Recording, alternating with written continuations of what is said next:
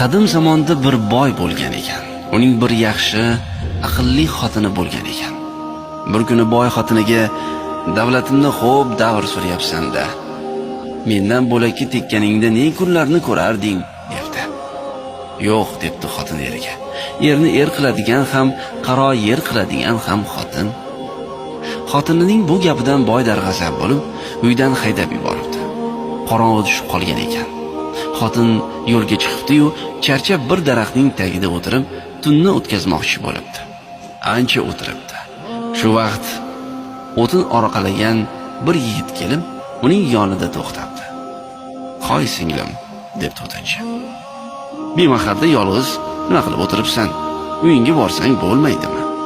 "Uyim yo'q", debdi xotin. "Ota-onam juda yoshligimda o'lib ketgan", debdi. "Mening ham bir keksa onamdan bo'lak hech kimim yo'q.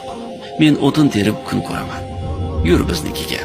Och bo'lsak, och, to'q bo'lsak, to'q yasharsan", debdi yigit. Yigit xotinni ergashtirib uyiga olib ketibdi.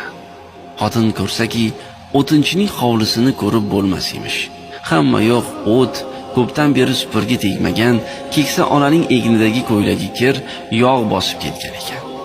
Xotin hovlini supurib sidiribdi, kampirni yuvib tarabdi. Xullas, o'tinchining uy joyiga fayz kiritibdi. Buni ko'rgan o'tinchining bahri dili ochilib ketibdi. O'tinchi har kuni tergan o'tinni bozorga olib borib, 2 tangaga sotar ekan. Bir tangasiga yog', bir tangasiga un olib kelar ekan. Ona bola atala qilib yeb kun ko'rishar ekan. Xotin o'tinchinikiga kelgan kunning ertasi o'tinchi o'tin tergani ketayotganida undan iltimos qilibdi: "Agar bugun ham 2 tangaga o'tin sotsangiz, bir tangasiga ro'zg'or qiling, bir tangasiga ipak bilan do'ppi tagi olib keling." Kechqurun o'tinchi xotini tayinlagan narsalarni olib kelibdi.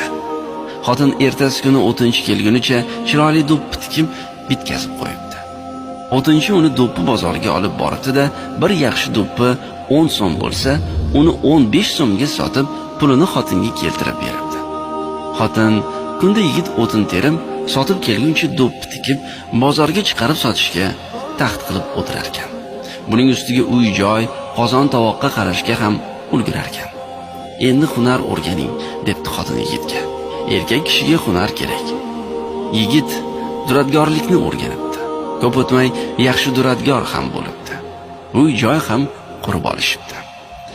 O'tinchining uyiga kundan kun fayz kiribdi. Topgani oziq-ovqat, kiyim-kechakdan ortadigan bo'libdi.